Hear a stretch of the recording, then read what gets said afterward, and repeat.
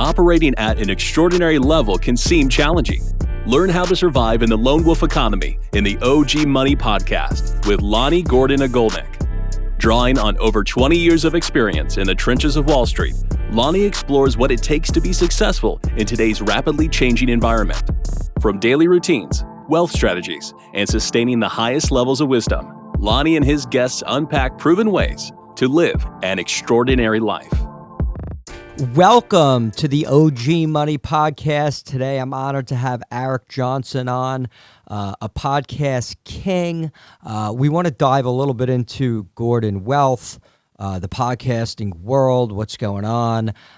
Joe Rogan just inked a $100 million deal with Spotify.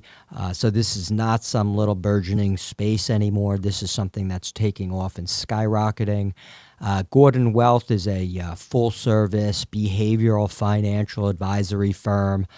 And we're going to dig in a little bit. I'm honored and grateful to have Eric, who actually helped get me launched on this path, and I'm excited for the future and what it brings. How you doing, Eric? My brother, I am doing fantastic. I am honored. Thank you so much for bringing me on. Yeah, it's great. Great to have you here. So let's dig in. Why don't you start out with a few questions with what you've got on your mind, and then I'll fire off some thoughts that I have for the podcast world. Yeah, Lonnie, as you know, I have worked as a coach and consultant for financial advisors for a number of years. I'm doing a lot of podcasting with advisors now.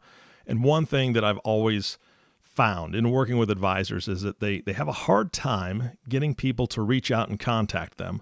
And I think we actually know there's just some intimidation that people feel like, man, if I reach out and talk to an advisor, they're going to want to sell me something. They're going to want to, I'm going to have to sign up for something. I'm going to have this big, huge commitment, or I really don't want them to see how my financial house is right now, right? It's not in order. It looks terrible.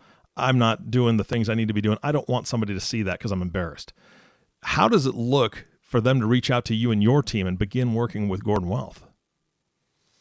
Yeah, it's a great question. So I'm going to take it back just one step. I used to, when I first started in this business, I was a cold caller, and I was excited, like really excited to get the word out. The way I always looked at this business was I could not wait to get up in the morning and tell people about Amazon.com, this new company that's selling books online, right?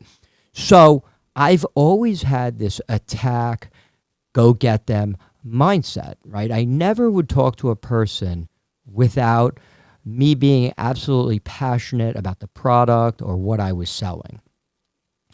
Now, fast forward today, the practice is a little bit of everything. Mm-hmm. So I might have a client or a person that I speak to, whether that's on the tennis court. The days of cold calling are long gone. Once in a while, I'll do it just for fun. But you might speak to somebody randomly about something as simple as, I can't get any money in a money market.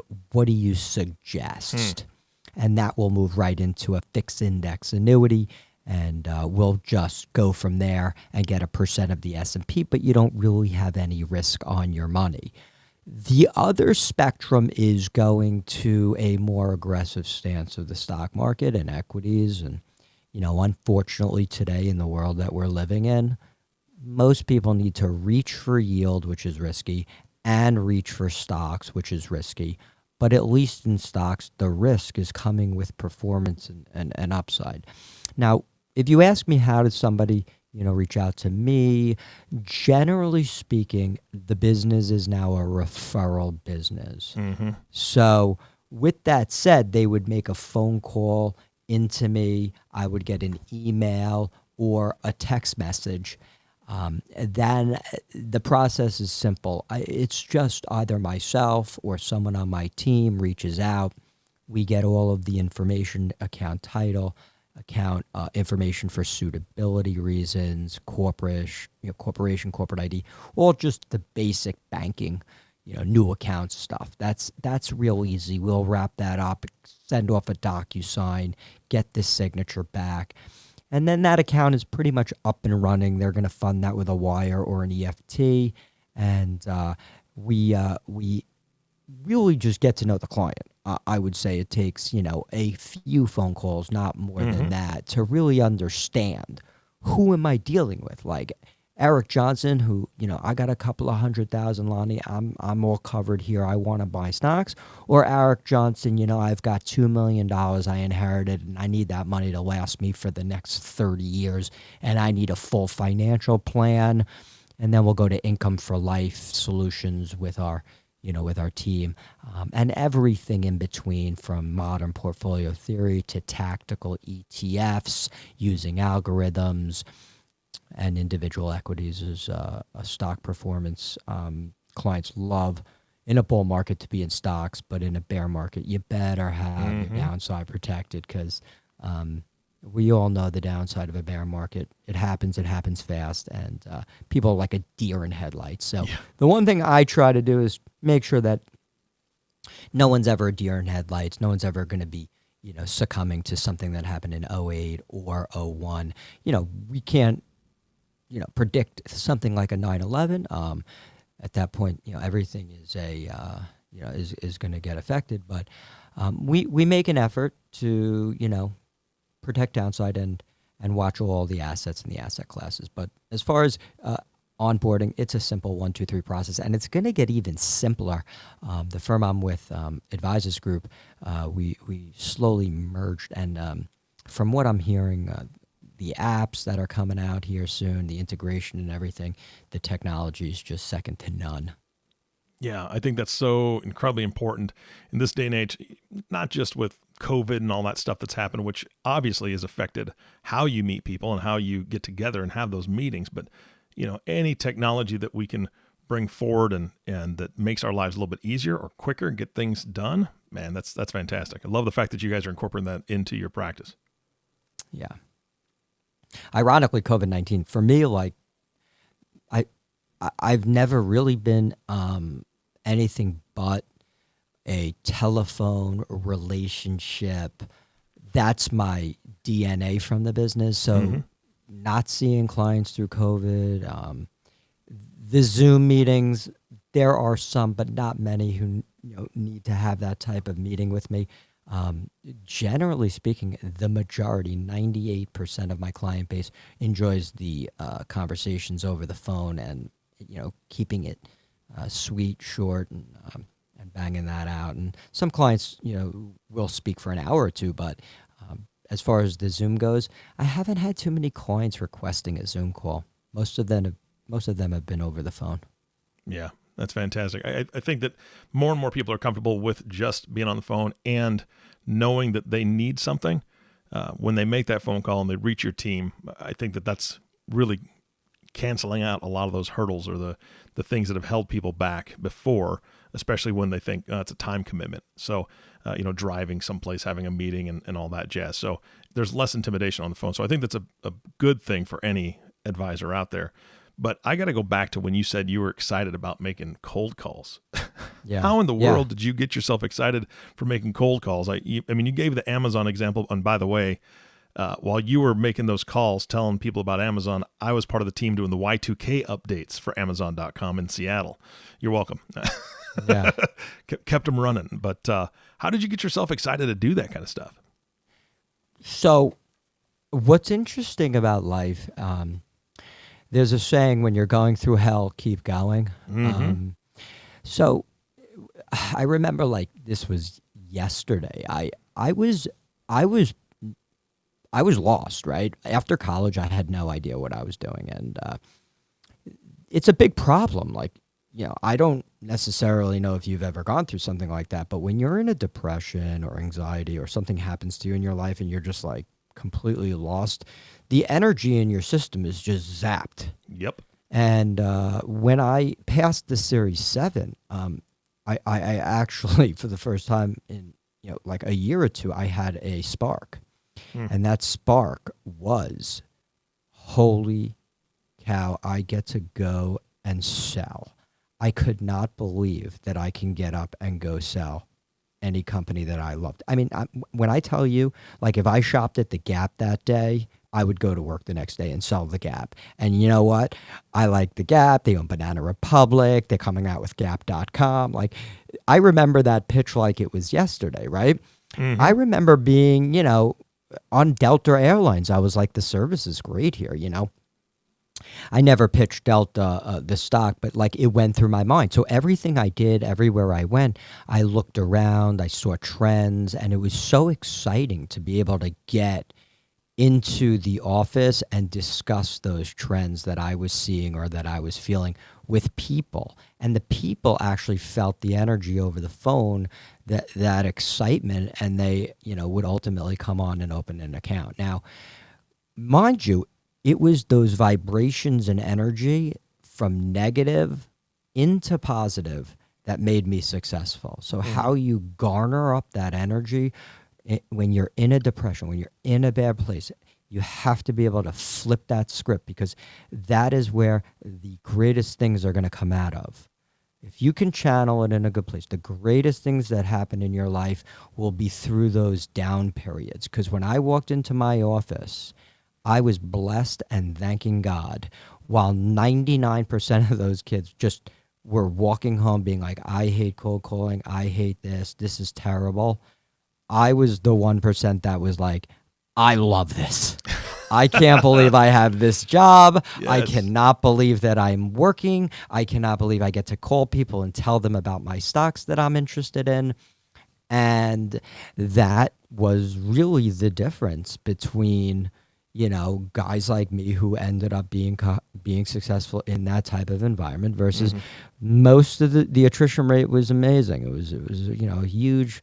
I think I started with like maybe 70 kids, 60, 70 kids in the class that I was, training to pass the Series 7 with. And, a year or two later, there was like 4, maybe 5 guys left. So it's brutal cold calling for like, 10, 12 hours a day, but I made it fun. Yeah. So what happens when somebody comes in and says, "Hey, Lonnie, I've got an idea. I've got this company I'm really, really interested in," and they're pitching you stocks that they want to invest in? Do you have a list that you're just like, you know what, let me take a look and I wouldn't suggest it? Or do you do your own research on it? How does that work? So I'm a disciple of William O'Neill in the Investor's Business Daily Market Smith system. If somebody has ideas and stocks, it depends on what they're interested in. And if they're a buy and hold value type investor, I'll take their order and I'll let them decide when they want to buy and sell. If they ask my opinion, I'll give it. Quite frankly, if I get an idea and they ask me for my opinion and I'll see that it's trading well below its 200-day moving average, that that company has been below its 200-day moving average for like 6 months now, I pretty much live by the code. No company's ever gone bankrupt above their 200-day moving average. Well, maybe there have been, but none that I've ever seen, right? But there are plenty of companies that go bankrupt below their 200-day moving average. So it's a risk that I just am not willing to take, because when you're risking, and there's a difference between being aggressive and taking risk.